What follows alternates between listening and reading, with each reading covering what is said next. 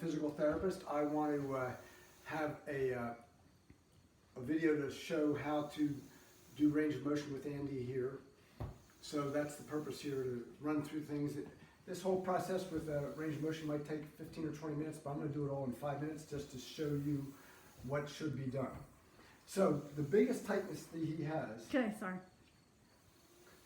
is at his shoulders. His legs have no active motion at all, and they're pretty loose, so his legs are not as much of a concern as his shoulders are, and to some degree his hands. So let's go through this. So as I address his shoulders, without getting complicated, really we're just talking about, since he can't really raise his arms over his head, especially on the left side, we want to provide that opportunity and maybe loosen up the joint a little bit beforehand. So what I like to do is take my hands, one hand on the top, one hand underneath, and kind of do circumferential movements. Gently but firmly. And certainly he's going to let me know, because pain has no place in this process. He's going to let us know if there's any discomfort. I'm just trying to loosen that shoulder joint up a bit so that we can lift his arm over his head and get it to lift as high as possible. And there's three main directions of movement that we think about in the shoulder. The first is what we call flexion, which is up overhead. And this right arm goes, 80% towards normal. We go out to the side. This is called abduction. Not as important, but still worth doing. It allows, has hygienic value, since you can get under his arm for dressing and for bathing. And then rotation goes back this way, and that's a normal motion that he has right there. So if you just spend 3 or 4 minutes doing a little bit of this circumferential movement here, maybe clockwise, counterclockwise, and then do maybe 10 repetitions up over his head. You can even ask him to help out, because he can do that. Mm-hmm. But the active part of it is a little bit different than the passive. But I spend some time doing passive and then some time having him help me. So that's the shoulder. Elbow is loose, not a problem. And his hand on the right side, even though it doesn't go fully straight, I want to attend to that and get those fingers all the way straight. He does have just about full bend, but pushing that a little bit to make sure we get a full fist is worthwhile. So his right arm is stronger than his left, and it's also looser. So You can pull that whole thing out, the whole stick. Yep, there you go. So his left arm is weaker and a bit tighter, because it wasn't moved as much when he was inpatient. I'll take that as a guess, that's the reason. So we're going to do the same thing here, and if you've done the right side first, you'll note that the left side has less freedom of movement. So once again, I'm taking his proximal humerus up here, above and below, and just doing circumferential movements like this. Mm-hmm. One direction, then the other. Again, gently but firmly.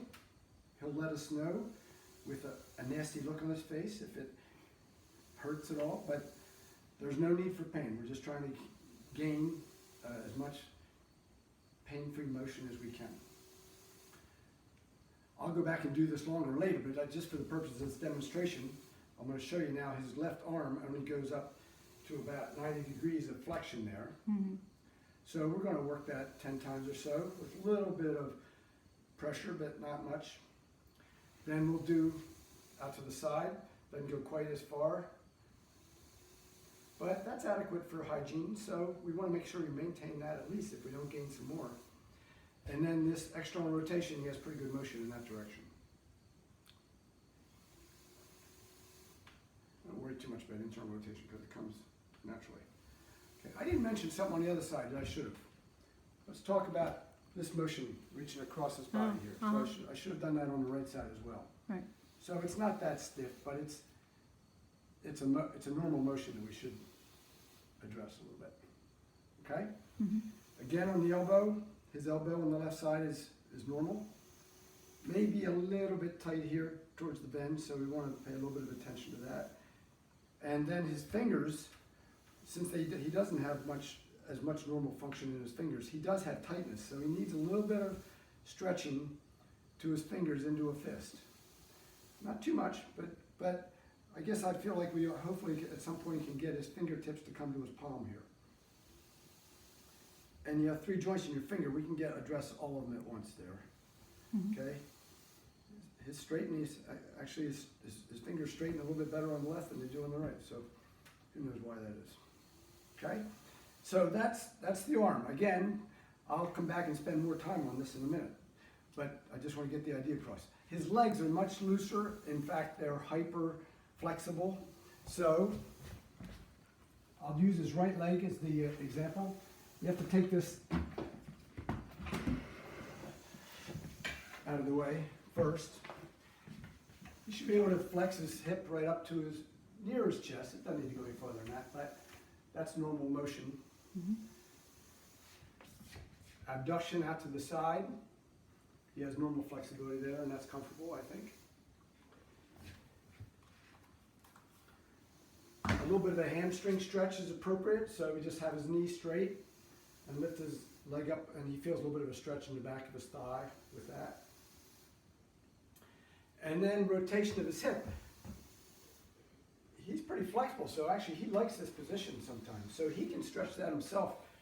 You might have to hold his foot in place because he doesn't have the strength to hold it there, but at this moment that worked pretty well to just put it up there. So he can push down a little bit and get that external rotation on his own.